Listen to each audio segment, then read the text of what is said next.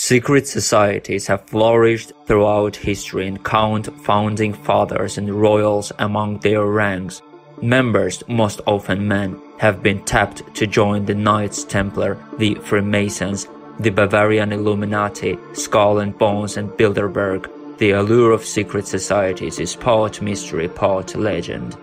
Conspiracy theories have surrounded them for centuries, with rumors of groups like the Illuminati being linked to everything from the French Revolution to the assassination of John Fitzgerald Kennedy. But it's important to separate fact from fiction. Here are the real stories behind history's most exclusive secret societies. The Freemasons loom large in American history. After all, 13 of the 39 men who signed the US Constitution were Masons. Founding fathers like George Washington, James Monroe, Benjamin Franklin, John Hancock, and Paul Revere all counted themselves as members of the fraternal order. But who are the Freemasons? The Freemasons can trace their roots to the Middle Ages in Europe, a time when most craftsmen were organized into local guilds. Cathedral builders, by nature of their profession, had to travel from city to city. They identified one another via signs of their trade, like the builder's square and compass in Freemasonry's now iconic symbol. The earliest reference to Masons is in the Rivier's poem, or Holywell manuscript, which was published in 1390. But Freemasonry as we know it today was founded in 1717, when 4 London lodges merged to form England's first Grand Lodge.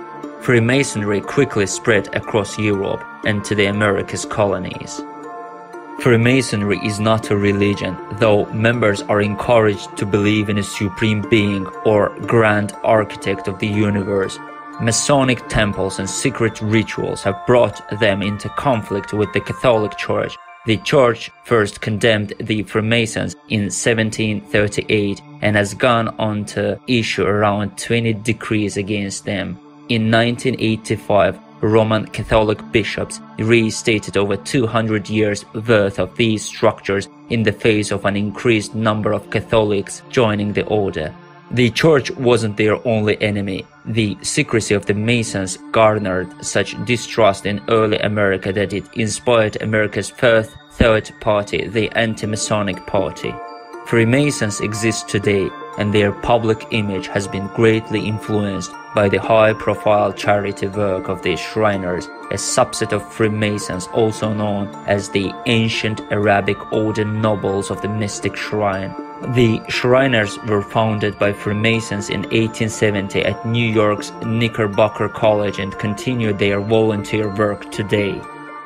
The most recognizable symbol of the Freemasons is the square and compasses. The right angle of the builder's square is joined by a compass, a central tool in geometry, which according to some experts at MIT is represented by the G at the heart of the symbol. Others have interpreted the G as representative of God, the grand architect of the universe.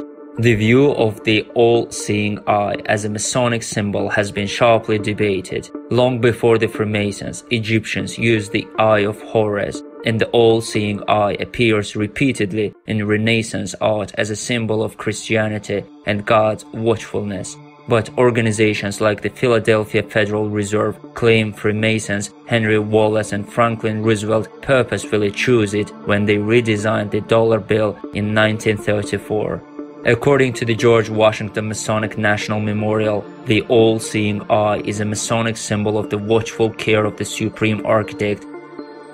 The Knights Templar were warriors dedicated to protecting Christian pilgrims to the Holy Land during the Crusades. The military order was founded around 1118. Headquartered at Temple Mount in Jerusalem, members pledged to live a life of chastity, obedience and poverty, abstaining from gambling, alcohol, and even swearing. The Knights Templar were known for more than their military prowess and moral lifestyle. They became one of the most wealthy and powerful forces in Europe after setting up a bank that allowed pilgrims to deposit money in their home countries and withdraw it in the Holy Land. Their influence swelled to a new high in 1139 when Pope Innocent II issued a papal bull exempting them from paying taxes. and decreeing that the only authority they had to answer to was the Pope. At the apex of their power, the Knights Templar owned the island of Cyprus, a fleet of ships, and lent money to kings. But not all kings were happy customers. When the Crusades came to an end after the fall of Acre, the Knights Templar withdrew to Paris, where they focused on their banking endeavors. On October 13, 1307, King Philip IV of France, whom the Knights Templar had denied additional loans, had a group of knights arrested and tortured until they made false confessions of depravity. In 1309, as the city of Paris watched, dozens of Knights Templar were burned at the stake for their alleged crimes. Under pressure from the French crown, Pope Clement V formally dissolved the order in 1312 and redistributed their wealth. Rumors that the Knights Templar guarded artifacts like the Holy Grail and Shroud of Turin began bubbling up among conspiracy theorists. Popular books and films like the Da Vinci Code continue to inspire curiosity about the Knights Templar today. The Cross of Lorraine is a double-barred cross that is featured prominently in the coat of arms of the Dukes of Lorraine. After Lorraine nobleman Godfrey de Bouillon became the King of Jerusalem during the First Crusade, the symbol became known as the Jerusalem Cross. When the Knights Templar arrived in the Holy Land, they adopted it as the symbol of their order. During World War II, the Cross of Lorraine was a symbol of the French resistance to Nazi rule.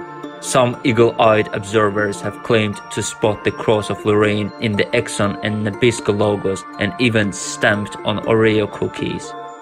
The Illuminati were founded by Professor Adam Weishaupt in Bavaria on May 1, 1776. Weishaupt, chafing at the power of the conservative Catholic Church and the Bavarian monarchy, strived to cast aside organized religion in favor of a new form of illumination through reason. Inspired by the spread of the Enlightenment across Europe, he also drew upon ideas expressed by the Jesuits. He also was a former member, the mysteries of the seven sages of Memphis, the Kabbalah and Freemasons. He recruited heavily from the latter group, infiltrating Masonic lodges in his quest to recruit some of the wealthiest and most influential men in Europe.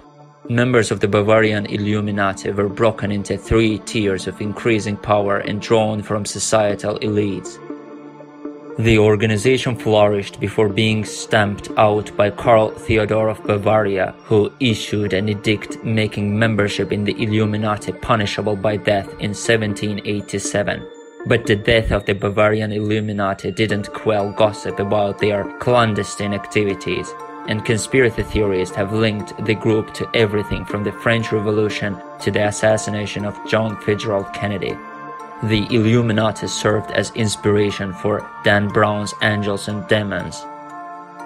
The Order of Skull and Bones is a secret society founded at Yale University, New Haven, Connecticut in 1832. Skull and Bones founder William Huntington Russell was inspired by an occult society he had visited in Germany. His co-founder was Alphonso Taft, future Secretary of War under President Grant and father of the President William Howard Taft, who would also be a member of the Skull and Bones. The prominent list of the Bonesmen includes several presidents and modern-day power brokers. The symbol of Skull and Bones is appropriately a skull with two crossbones. What's less clear is the meaning of the number 322 beneath them. Yale Alumni magazine points to a popular theory that it represents the year 322 BC when Alexander the Great died. The first Bilderberg meeting was in 1954 and held at the Hotel de Bilderberg in the Netherlands, from which the organization gets its name. Convened by Prince Bernhard of the Netherlands, it was a gathering of powerful politicians from North America and Europe designed to foster warmer relations between the two continents among fears of growing anti-Americanism in Europe.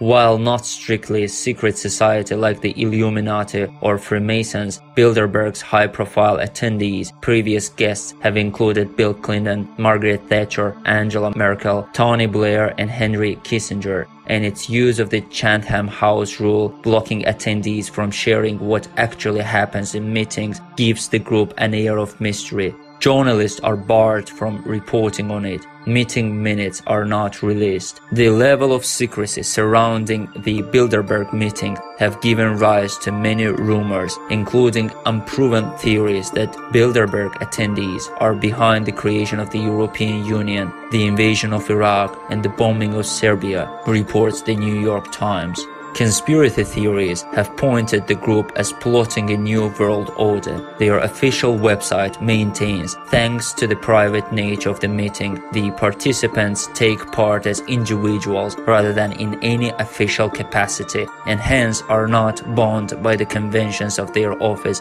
or by pre-agreed positions. Publicly known topics of conversations for this year's Bilderberg meeting are Brexit, cybersecurity, and climate change. What happens behind the closed doors of these secret societies has caused debate for centuries. What's clear is that they continue to spark the imagination and curiosity of the public.